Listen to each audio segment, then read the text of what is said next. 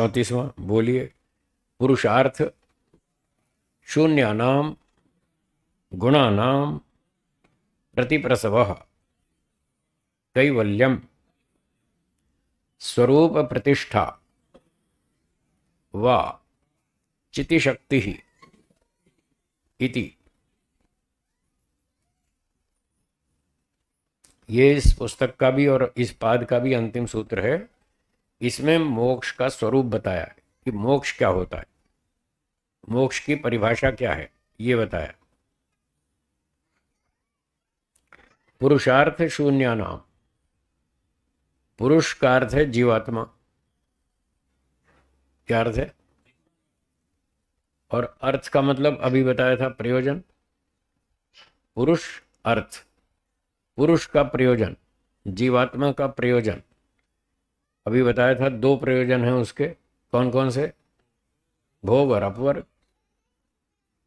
तो पुरुषार्थ का मतलब हुआ पुरुष के दोनों प्रयोजन शून्य समाप्त हो गए।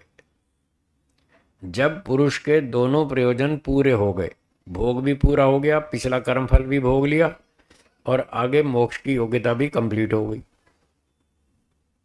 तो दोनों काम उसके जब पूरे हो जाएंगे तब गुणानाम, ये जो गुण शरीर में लगे हैं सत्वरजतम, इनका क्या होगा, प्रतिप्रसव, इनका प्रतिप्रसव होगा, ये अपने कारण में वापस लौट जाएंगे। इसमें कौन से गुण लगे हैं, सत्वरजतम, ये कहाँ से आए थे, प्रकृति से। तो प्रकृति से ईश्वर ने बुद्धि बनाई, अहंकार बनाया, इंद्रियां बनाई, मन बनाया, तन्मात्राएं बनाई, पंचमहाभूत बनाए, ये स्थूल शरीर बनाया, ये वहाँ से आए थे प्रकृति से। ये वापस अपने मूल स्वरूप में लौट जाएंगे, यानी स्थूल शरीर भी नष्ट हो जाएगा और तन्मात्राएं, इंद्रियां, मन, बुद्धि, अहंकार सब चीज़ें नष्ट हो जाएंगी और ये वापस अपने ओरिजिनल फॉर्म में आ जाएंगे सत्वरजतम के रूप में। इसका नाम है कैवल्यम, ये है मोक्ष। जब हमारे स्थूल शरीर सूक्ष्म शरीर दोनों वापस टूट फूट के खत्म हो जाएंगे, इसका नाम मोक्ष है। तब क्या होगा, तब आत्मा इन शरीरों से अलग हो जाएगा। शरीर नष्ट हो गए, आत्मा छूट गया, इनके बंधन से अलग हो गया, तो इसका नाम है कैवल्यम। और स्वरूप प्रतिष्ठा व चिति शक्ति, अथवा दूसरे शब्दों में ये कहें, जीवात्मा जब इन दोनों शरीरों से छूट जाएगा, अलग हो जाएगा, तो अपने शुद्ध स्वरूप में आ जाएगा। प्रकृति से पूरी तरह से कनेक्शन कट, स्थूल शरीर से भी, सूक्ष्म शरीर से भी, और कारण भी। कारण वही है प्रकृति। जब इन दो शरीरों से उसका कनेक्शन कट गया तो प्रकृति से भी कट गया, तीनों से कट गया। आत्मा इन तीनों से छूटकर अकेला हो जाएगा, अपने शुद्ध स्वरूप में आ जाएगा। अभी तो आप जो अपने आप को समझते हैं, अभी शुद्ध स्वरूप में नहीं देख रहे, अभी तो शरीर सहित मैं समझ रहे हैं। अभी आप जो समझते हैं अपने आप को, आप अपने आप को शुद्ध आत्मा नहीं समझ रहे, अभी तो शरीर को जोड़ के मैं समझ रहे हैं। कोई कहता मैं मोटा हूँ, कोई कहता मैं पतला हूँ, कोई कहता मैं लंबा हूँ, कोई कहता मैं ठिगना हूँ।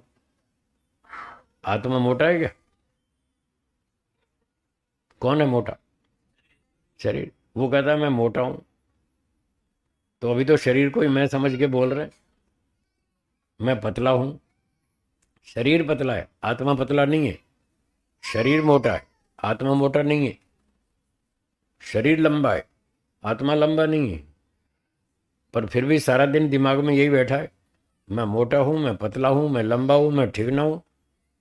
और ये कहते हैं मैं पुरुष हूँ, ये कहते हैं मैं स्त्री हूँ। आत्मा स्त्री है या पुरुष है, क्या है, कुछ भी नहीं है, दो में से कुछ भी नहीं है। फिर भी ये लोग क्या मानते हैं, मैं पुरुष हूँ। तो अभी कैवल्यम नहीं हुआ, अभी आप शरीर के साथ जुड़े हुए हैं, शरीर के साथ अपने आप को जोड़ के वो ही समझ रहे हैं। तो ये अविद्या की स्थिति है। आप अपने आप को पुरुष मानते हैं, ये अविद्या है। लगा ना झटका ये अपने आप को स्त्री समझ रहे हैं, ये अविद्या है। आप स्त्री नहीं है, आप तो आत्मा है। शरीर तो स्त्री का नाम, ये स्त्री तो शरीर का नाम है, आत्मा का नाम थोड़ी है। आत्मा तो दोनों एक जैसी है। आज आपको पुरुष का शरीर मिल गया तो आप उसमें बैठ गए, कल आपको स्त्री का शरीर मिल जाएगा फिर उसमें बैठ जाएंगे। आज इनको स्त्री का शरीर मिल गया, कल इनको पुरुष का जन्म मिल जाएगा तो ये उसमें बैठ जाएंगे। आत्मा अलग चीज़ है, शरीर अलग चीज़ है। पुरुष और स्त्री ये तो शरीर का नाम है, आत्मा का नहीं है। तो अब जब मुक्ति होगी तो आत्मा अपने शुद्ध स्वरूप में आ जाएगा। पुरुष का शरीर छूट जाएगा, स्त्री का भी छूट जाएगा, गधे घोड़े पशु पक्षी का सारा शरीर छूट जाएगा, कोई भी शरीर उसके पास नहीं रहेगा। सारे शरीरों से छूटकर वो अपने शुद्ध स्वरूप में आ जाएगा। फिर वो समझेगा हाँ अब मैं आत्मा हूँ, और उसकी मुक्ति हो जाएगी। ये है मुक्ति, ऐसी होती है मुक्ति। तो अब देखिए, करो तैयारी, किस किस की रुचि बनती है, कौन कौन मुक्ति के लिए तैयार होता है, पुरुषार्थ करता है, देखो कौन करता है, सोचिए, तैयारी कीजिए। ठीक है, करेंगे, बहुत अच्छा। चलो, कोई शंका हो तो बोलिए।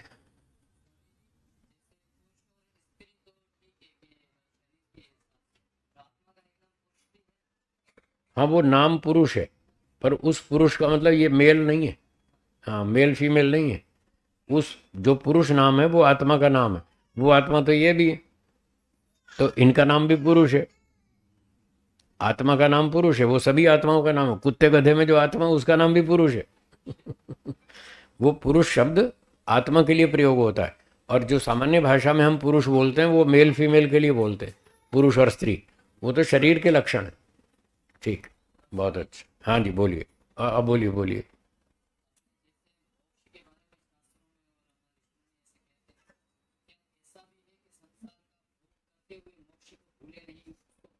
दोनों एक साथ मोक्ष भी करें और भोग भी करें? दोनों एक साथ नहीं मिलते। दोनों एक साथ नहीं मिलते। कठोपनिषद में लिखा है दो रास्ते हैं, एक श्रेय मार्ग, एक प्रेय मार्ग। सुने ना शब्द? तो वो कहते हैं दूरम एते विपरीते, ये दो मार्ग हैं, ये दोनों दूर दूर जाते हैं, यूं उल्टी दिशा में चलते हैं, विपरीते। एक इधर चलता है, एक इधर चलता है।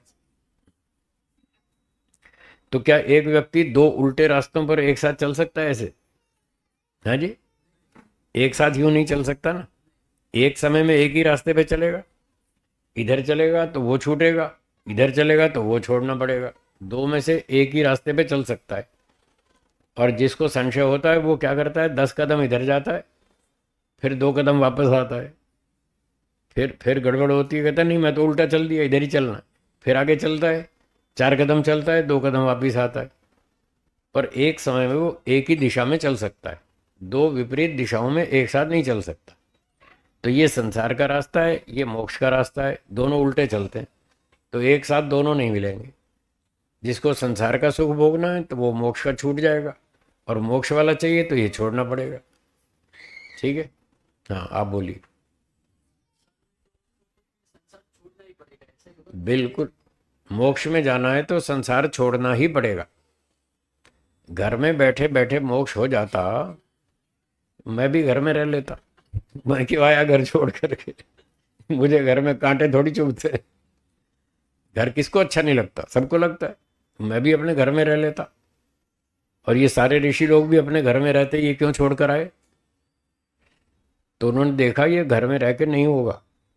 घर में तो मोटा मोटा टाइम पास होगा, थोड़ा रुचि बनी रहे, बस इतना ही होगा। बहुत ज़्यादा प्रगति नहीं होती घर में।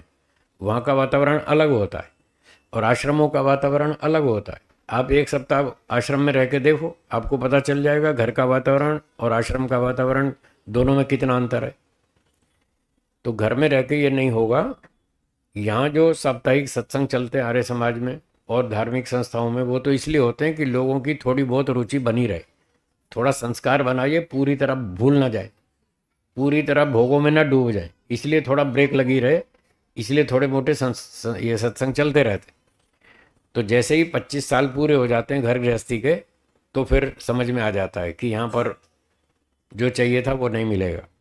फिर व्यक्ति वानप्रस्थ में जाता है, फिर उसके लिए रास्ता भी खुला है वानप्रस्थ का। फिर वो आगे तपस्या करेगा, जितनी योग्यता इस जन्म में बन जाएगी उतनी ठीक है, और जो रह गई वो आगे करेगा अगले जन्म में। इस तरह से कई जन्म तपस्या करके फिर मोक्ष होता है। घर में बैठे बैठे नहीं होगा।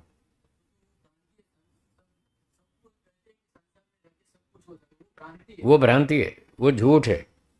ऐसी बात कौन कहते हैं? जो मोक्ष के लिए तपस्या करने से घबराते हैं, खुद घर छोड़ना नहीं चाहते। घर छोड़ने में कष्ट होता है, तपस्या करनी पड़ती है, उनको घबराहट होती है, साहब इतना घर कौन छोड़े, खाना पीना पार्टी डांस ये बैल संपत्ति सोना चांदी परिवार कौन छोड़े। वो छोड़ने में घबराते हैं बेचारे, इसलिए वो कहते हैं नहीं नहीं घर में रह के सब हो जाएगा।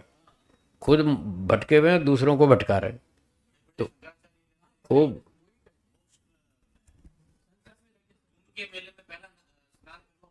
हाँ, तो वो सब गड़बड़ है। उस भ्रांति से बचें।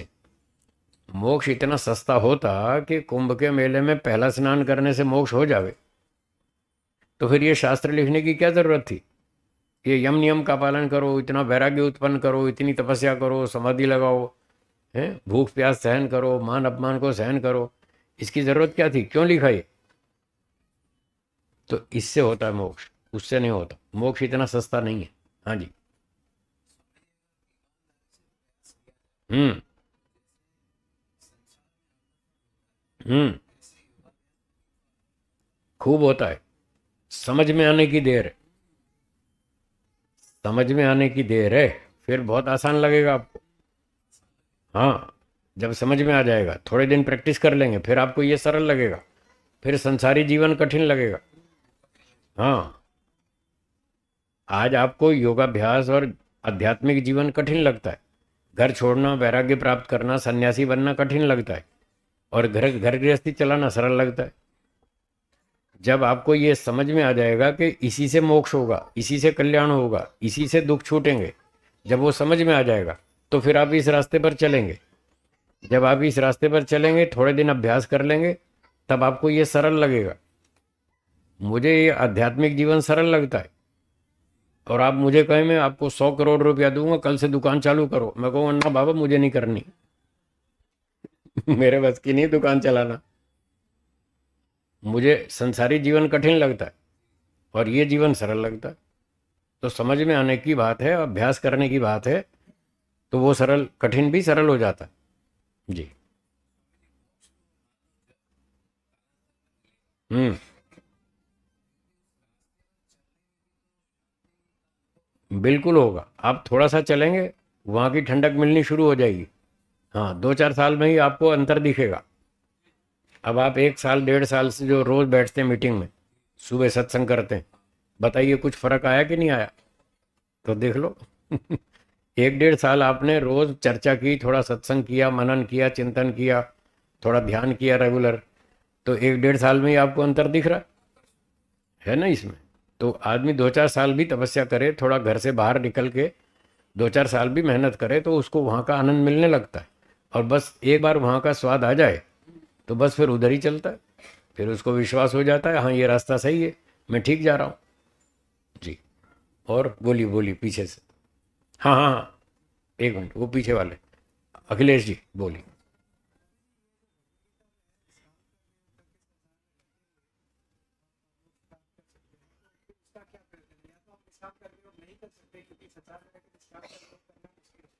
कर ही नहीं सकते। संसार में रह के निष्काम कर्म नहीं कर सकते। निष्काम कर्म की डेफिनेशन है कि जो कर्म मोक्ष प्राप्ति के लिए किया जाए, भौतिक सुख के लिए नहीं, धन सम्मान के लिए नहीं, मोक्ष प्राप्ति के पर्पज से जो काम किया जाए वो निष्काम कर्म है। तो जब मोक्ष प्राप्ति के पर्पज से करना है, तो आदमी दुकान कैसे चलाएगा? दुकान चलाएगा तो ये वो इस तरह से चलानी पड़ेगी उसको, भाई देखो ये मेरा सामान है, जिसको लेना है ले जाओ, जो देना है दे जाओ, जो पैसा देना है दे जाओ, जो माल चाहिए ले जाओ। ऐसे दुकान चलेगी? तो इसलिए कह रहा हूँ ना, वहाँ तो भाव ताव करना पड़ता है, इतना पैसा दो तो माल देंगे, नहीं तो नहीं देंगे। अगर आपने शर्त रख दी इतना पैसा दो, तो सकाम हो गया। पैसे का पर्पज़ है वहाँ, जब पैसे का पर्पज़ है तो सकाम है, और मोक्ष का पर्पज़ है तो निष्काम। तो घर में रह के नहीं हो सकता। सन्यासी कर सकता है, उसके ना कोई आगे ना कोई पीछे, ना बच्चे ना परिवार ना कोई जिम्मेदारी, वो तो कर सकता है। पर गृहस्थी को तो 20 जिम्मेदारी है। बच्चे पालने, माता पिता की देखभाल करनी है, उनको खर्चा देना है, उनको स्कूल फीस भरनी है, उसकी ट्यूशन फीस, और उसकी बीमारी, उसकी दवाई, उसकी चिकित्सा। तो वो ऐसे फ्री में काम नहीं कर सकता। मेरे जैसा कर सकता है, मैं करता हूँ। मैं कोई एक पैसे के लिए काम नहीं करता। मुझे 42-44 साल हो गए प्रचार करते हुए।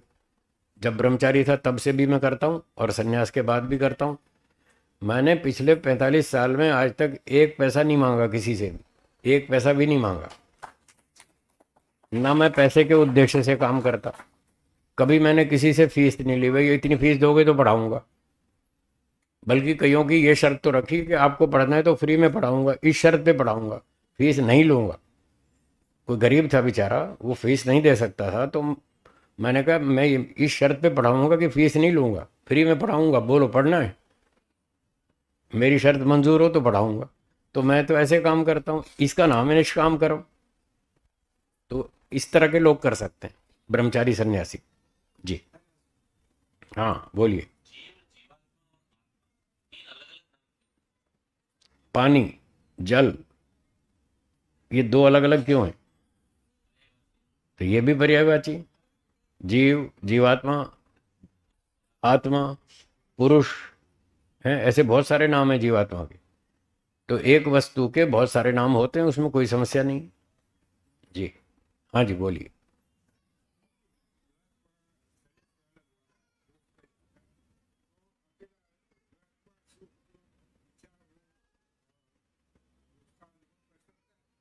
मोक्ष में, मोक्ष में जीवात्मा सुख दुख का अनुभव कर सकता है, आप ये पूछ रहे हैं? तो मोक्ष में जीवात्मा सुख का अनुभव तो कर सकता है, दुख का नहीं। दुख खत्म, दुख जीरो।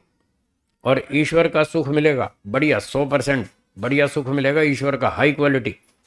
मोक्ष में ये अनुभव कर सकता है, दुनिया को देख सकता है, घूम सकता है, और मुक्त आत्माओं से बातें कर सकता है, घूमने फिरने की छूट।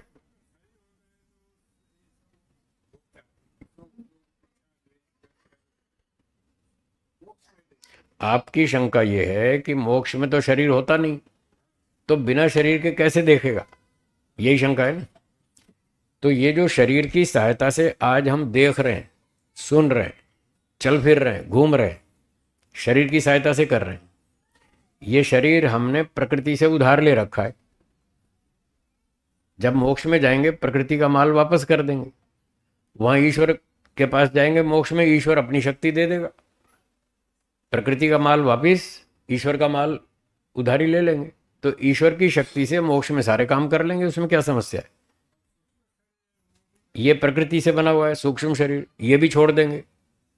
प्रकृति का कुछ भी सामान नहीं ले जाएंगे अपने साथ मोक्ष में, कुछ भी, एक तिनका भी नहीं ले जाएंगे, सब वापस कर देंगे। क्योंकि वहां हमको दूसरे साधन मिलने वाले हैं, ईश्वर की शक्तियां मिल जाएंगी। ये लालचंद जी हर हफ्ते बम्बई जाते हैं।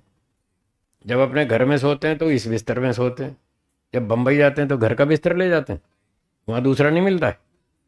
जब वहाँ दूसरा बिस्तर मिलता है तो मोक्ष में दूसरा बिस्तर नहीं मिलेगा, वहाँ और सही चीज़ें मिल जाएंगी, वहाँ दूसरी शक्तियाँ मिल जाएंगी। यहाँ प्रकृति से यूज़ कर रहे हैं, वहाँ ईश्वर से ले लेंगे, बस इतनी बात है। शक्ति का सहयोग तो चाहिए हमको, अकेले अपनी शक्ति से हम कुछ नहीं कर सकते, हमको हमेशा सहयोग चाहिए, या तो प्रकृति का या ईश्वर का। तो मोक्ष में ईश्वर का सहयोग लेके सारे काम करते हैं, जीवन बंधन में यहाँ प्रकृति का सहयोग लेते हैं, बस इतनी बात है। हाँ जी बोलो।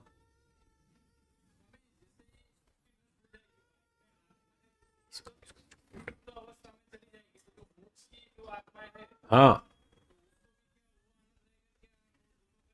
आप ये पूछ रहे हैं मुक्तात्माओं को प्रलय अवस्था में आनंद मिलेगा या नहीं मिलेगा, यही पूछ रहे हैं ना? बद्ध आत्माएं ये तो बेहोश हो जाएंगी प्रलय में, ये चुपचाप ऐसे पड़ी रहेंगी जैसे आप रात को सो जाते हैं। रात को सो जाते हैं, तब सोते समय पता लगता है कि अहमदाबाद में हूँ कि कलोल में हूँ, पता लगता है। पंजाब में हूँ कि गुजरात में हूँ, पता ही नहीं चलता जब हम सो जाते हैं, कुछ होश नहीं रहता। और इससे भी ज़्यादा और दूसरी स्थिति है बेहोशी की। जब रोगी को ऑपरेशन थिएटर में ले जाते हैं और उसको एनेस्थीसिया देकर बेहोश कर देते हैं, अब तो उसको कुछ भी पता नहीं चलता। निद्रा में फिर भी आंतरिक अनुभूति तो होती है कम से कम, बाहर की नहीं होती, अंदर की तो सोते समय हम सुख दुख भोगते रहते हैं। तो बेहोशी में तो कुछ भी पता नहीं चलता, ना अंदर का ना बाहर का। तो प्रलय में ये जो बद्ध आत्माएं हैं जिनकी अभी मुक्ति नहीं हुई, वो तो बेहोश होती हैं, उनको कुछ भी पता नहीं चलता, चुपचाप बेहोशी में पड़े रहो। और मुक्त आत्माएं वो ईश्वर का आनंद पूरा लेती हैं, उनको कोई समस्या नहीं है, उनको दुनिया से क्या लेना देना, उनको तो ईश्वर से लेना है। और ईश्वर तो ठीक ठाक है प्रलय में भी और सृष्टि में भी। ईश्वर तो हमेशा ठीक ठाक रहता है, पूरे होश में रहता है, पूरे आनंद में रहता है, उसको कोई समस्या नहीं है। तो मुक्ति काल में जो आत्माएं हैं वो चाहे सृष्टि बनी हो चाहे ना बनी हो, दोनों स्थितियों में ईश्वर का पूरा आनंद लेती हैं, उनको कोई तकलीफ नहीं है, कोई समस्या नहीं, उनके मोक्ष में कोई बाधा नहीं आती। हाँ बोलिए, जरा बच्चे को शांत करना। हाँ जी, मोक्ष में तो ईश्वर शक्ति देगा ना देखने की, बोला तो है मैंने, ईश्वर इंद्रियां दे देगा, कुछ हमारी कुछ अपनी ईश्वर की और जोड़ लेंगे। आज भी आत्मा के पास अपनी ओरिजिनल शक्तियां हैं, पर वो बहुत कम पड़ती हैं, इसलिए हमने प्रकृति वाली आंख जोड़ ली। आत्मा की अपनी आंख भी है, उसकी शक्ति कम है, इसलिए प्रकृति वाली जोड़ ली। अब इसकी सहायता ले रहे हैं, मोक्ष में ईश्वर की जोड़ लेंगे, बस इतनी बात है, ईश्वर दे देगा। हाँ दिनेश जी बोलिए। हाँ, आप सुबह जब उठते हैं ना, क्या बात है, आज तो बहुत बढ़िया नींद आई, ऐसा बोलते हैं? मैं नींद में की बात कर रहा हूँ, सुबह उठ के आप बोलते हैं ना, जब आप बोलते हैं आज तो बढ़िया अच्छी नींद आई, इसका अर्थ है रात को नींद में आपने सुख भोगा है। अगर रात को सोते समय 5-6 घंटे सुख नहीं भोगा होता तो सुबह उठकर ये नहीं बोलते कि आज तो खूब सुख से सोया, बहुत मज़ा आया, तब आप ये नहीं बोलते। इसका मतलब सोते समय आपने सुख का अनुभव किया, बस उस समय बोल नहीं पा रहे थे, सुख की अनुभूति कर रहे थे, बोल नहीं पा रहे थे, व्यक्त नहीं कर पा रहे थे क्योंकि नींद में थे। अब जब जाग गए तो अब बोल सकते हैं। तो उस रात के सोए हुए अनुभव को, निद्रा के आनंद को, अब सुबह आप बोल रहे हैं कि आज तो बढ़िया नींद आई। तो सोते समय भी अनुभूति होती है। और जब अच्छी नींद नहीं आती, गर्मी का मौसम है, लाइट चली गई, मच्छर काट रहे हैं, पंखा बंद, एसी बंद, सब बंद, तब देखो सारी रात ऐसे करवट बदलते रहते, फिर यूं खुजाएंगे, मच्छर काट रहे हैं, फिर सुबह उठ के बोलेंगे आज रात को मज़ा नहीं आया, आज मज़ा नहीं आया, फिर आप ऐसा बोलेंगे। तो मतलब सोते समय आपको उस दिन सुख नहीं मिला, दुख की अनुभूति हुई, इसलिए सुबह उठ के आप बोलते हैं आज तो मज़ा नहीं आया, आज सुख नहीं मिला रात को नींद में। तो ये सुख दुख की अनुभूतियाँ सोते समय होती हैं, बस हम अभिव्यक्ति सुबह करते हैं, बोलते हैं जब होश में आ जाते हैं, तब जाग जाते हैं तब। जी, और किसका प्रश्न है? हाँ मुकेश जी बोलिए, बोलिए। हाँ हाँ,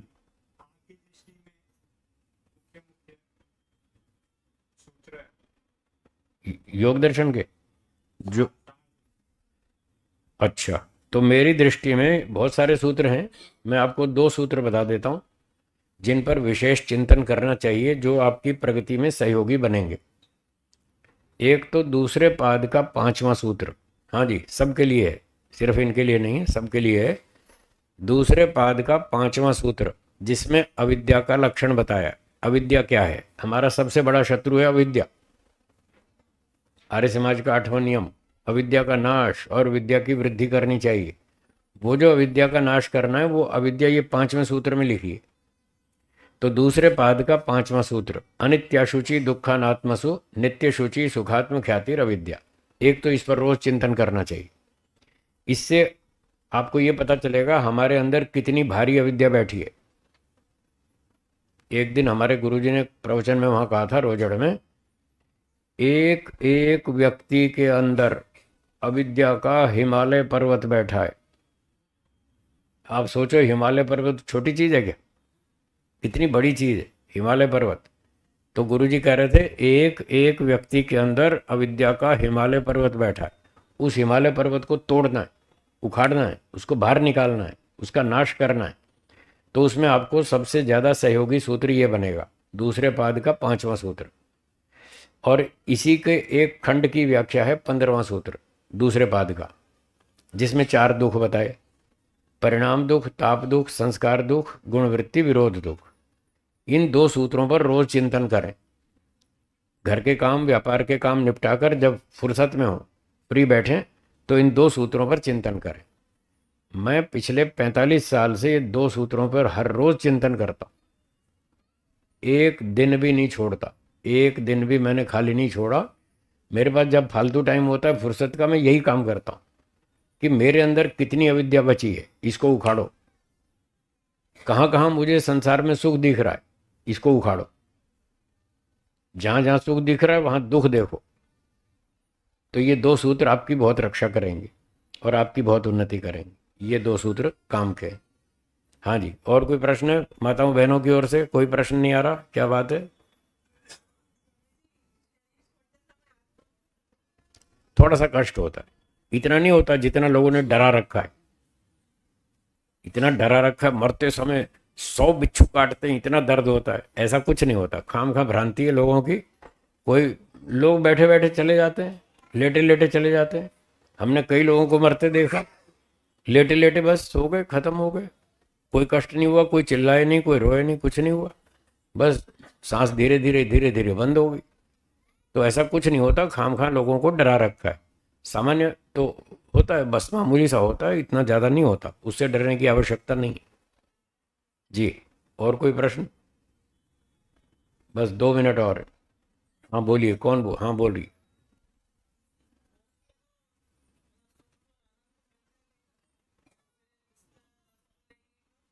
क्या चाहिए? ये तो मैं उदाहरण दे रहा हूँ, ये तो मैंने उदाहरण दिया था। हाँ हाँ हाँ, ठीक है ठीक है ठीक है, समझ गया। तो मोक्ष में ईश्वर का आनंद तो मिलता है। दूसरी अतिरिक्त सुविधा ये है, मान लो कोई रसगुल्ले का टेस्ट भी लेना चाहे और जानना चाहे कि भाई ये हलवाई की दुकान पर बहुत सारी मिठाई हैं, ये क्या चीज़ है, वो जानना चाहता है। ये रसगुल्ला है, ये गुलाब जामुन है, नाम तो उसको नहीं पता, वस्तुएं तो दिख रही है ना। ये बालूशाही है, इमरती है, जलेबी है, रसगुल्ला है, फलाना है। तो उसका टेस्ट यदि वो लेना चाहे तो ये भी उसको सुविधा है, छूट है। वो रसगुल्ले के अंदर घुस जाएगा और अंदर घुस करके उसका टेस्ट ले लेगा, उसको पता चल जाएगा कि रसगुल्ले का टेस्ट ऐसा है। एक व्यक्ति ने कहा जी जब यहीं से वो सारे रसगुल्ले छोड़ के गया था, है, फिर अब क्या ज़रूरत पड़ गई रसगुल्ले की उसको? तो उसका उत्तर है कि यहाँ तो उसने सुख लेना छोड़ दिया था, पर खाता तो था ना, जीवन रक्षा के लिए खाता था। शरीर रक्षा के लिए, जीवन रक्षा के लिए, आयु को बढ़ाने के लिए, शरीर को बलवान बनाने के लिए, बुद्धि के विकास के लिए वो दाल रोटी सब्जी खीर पूरी सब खाता था, सुख लेना छोड़ दिया था। तो मोक्ष में जाकर भी वो रसगुल्ले का सुख नहीं लेगा। क्या बोला?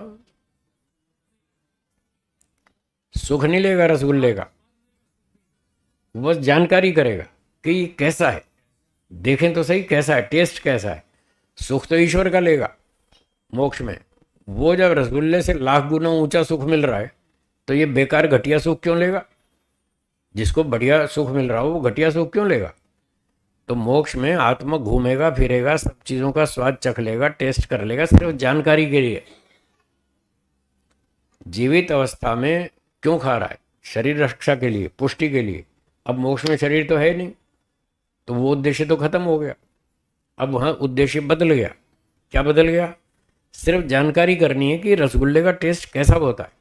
फिर वो लोग आपस में बातें करेंगे, हलवाई कहेगा हाँ ये 400 रुपये किलो का है, ये 450 रुपये किलो का है।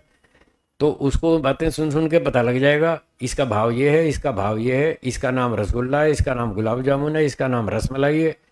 जानकारी नाम की भी हो जाएगी और उसका टेस्ट भी ले लेगा। सिर्फ जानकारी करेगा। जैसे आप बातें मॉल में जाते हैं, बहुत सारी चीज़ें देखते हैं, क्या आप सारी चीज़ खरीदते हैं? नहीं खरीदते, बस जानकारी कर लेते हैं। मैं भी जाता हूँ मॉल में, घूम के आ जाता हूँ, शॉपिंग नहीं करता, देख के आ जाता हूँ। तो जब मैं यहाँ पर जाके जानकारी कर सकता हूँ तो मोक्ष में क्यों नहीं कर सकता? वहाँ भी कर सकता हूँ, वहाँ तो कोई बंधन ही नहीं है। यहाँ तो फिर भी आदमी का मन ललचा जाए, चलो भाई ये खरीद ले, वहाँ तो खरीदने का कोई काम ही नहीं है। तो सिर्फ जानकारी के लिए वहाँ पर वो घूमता है, फिरता है और हर चीज़ की जानकारी करता है, देखता है, सुनता है। दिल्ली की संसद में घुस जाएगा, वहाँ देखेगा कैसे ये एमपी लोग कैसे बातें कर रहे हैं। लखनऊ की विधानसभा में घुस जाएगा और वहाँ देखेगा लोग कैसे माइक्रोफोन उखाड़ उखाड़ के फेंक रहे हैं, कैसे सर फोड़ रहे हैं एक दूसरे का, सब देख लेगा। उसको कोई रोक टोक नहीं। अमेरिका के व्हाइट हाउस में चला जाएगा, वहाँ देखेगा लोग कैसे बातें कर रहे हैं।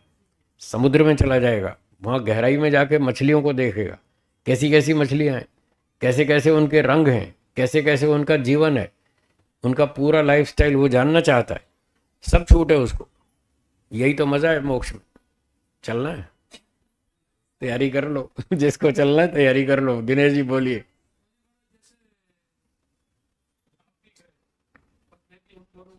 ठीक है, ठीक है, ठीक है।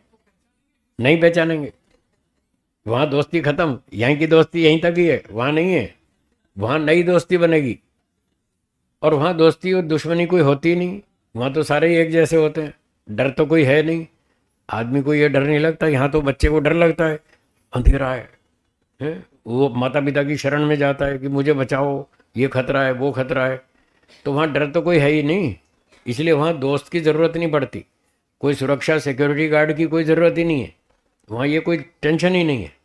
मुक्ति में अपना घूमते रहो, कोई रास्ते में मिल गया थोड़ी दो गप मार लो, फिर अपना आगे चल दो। वहाँ ऐसा है। समय का ध्यान रखना है। आखिरी सवाल बोलिए। सीए का सिलेबस सरल है या कठिन है? क्यों कठिन बनाया? कठिन क्यों बनाया मैं पूछता हूँ, दो ना जवाब। क्यों जी सीए का सिलेबस कठिन बनाया है या है ही कठिन? आया है जी।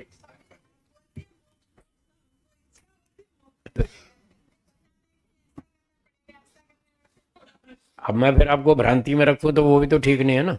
मैं कहूँ बहुत सस्ता है, फटाफट आओ, 3 साल में मोक्ष हो जाएगा, तो फिर मैं अपराधी बनूंगा, मुझे दंड मिलेगा कि खामखा लोगों को बहका रहा है। जैसे दूसरे लोग बहका रहे हैं, फिर मुझ में भी यही अपराध हो जाएगा। तो मैं झूठ नहीं बोलता, अपराध नहीं करता, किसी को धोखे में नहीं रखता, सीधी बात करता हूँ, सच्ची बात करता हूँ। आपको करना हो तो करो। जो सीए वाले कोर्स सिखाते हैं वो भी कहते हैं भाई सीए का कोर्स इतना कठिन है, 15 घंटे पढ़ाई करनी पड़ेगी, हिम्मत है तो आओ। तो मैं भी वही कहता हूँ, हिम्मत है तो आओ। काम कठिन है, जिसमें हिम्मत होगी वो आ जाएगा। समय को ध्यान में रखते हुए यहाँ विराम देंगे। अगली सूचना श्री लालचंद जी माइक पर आ गए। देव जी धन्यवाद। एक बार प्रचंड करतल ध्वनि से पूज्य स्वामी जी महाराज का बहुत बहुत अनेक अनेक धन्यवाद है। सज्जनों, परमपिता परमात्मा की महती कृपा है, गुरुजनों का आशीर्वाद है और आप सभी का पूर्ण सहयोग है, जिसके माध्यम से, जिसके कारण योग दर्शन जैसी विद्या का, और वो भी चारों पाद, प्रथम पाद से शुरू हुए थे हम। लगभग 1 साल जैसा समय हुआ है। 1 साल के में जब भी बीच बीच में पूज्य स्वामी जी महाराज ने समय दिया, 1.25 साल से भी ज़्यादा हुआ। योग दर्शन अतः योग अनुशासनम यहाँ से शुरू हुआ था, प्रथम पाद का पहला सूत्र, और फिर आज चौथे पाद में अंत में पुरुषार्थ शून्यानाम गुणानाम प्रति प्रसव यहाँ पर आकर समाप्त हुआ। जी, ये जो विद्या है, मैं ऐसा समझता हूँ कि आज अभी जितने यहाँ पे बैठे हैं, तो ये जब भी सुने, जहाँ भी सुनेंगे, और अगर सुनाने वाले इस प्रकार के हो क्या, तो आपको, मेरा ऐसा मानना है कि बहुत अच्छा लगा होगा। कैसा लगा आपको? बहुत अच्छा लगा। एक बार फिर तालियां। बहुत बढ़िया, बहुत बढ़िया,